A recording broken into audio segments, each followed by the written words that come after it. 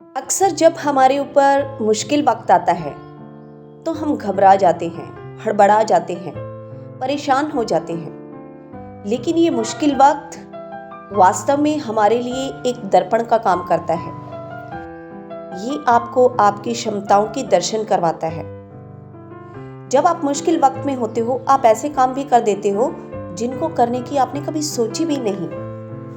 तो टेंशन मत लीजिए, आपका मुश्किल वक्त आपकी क्षमताओं का दर्शन करवाता है।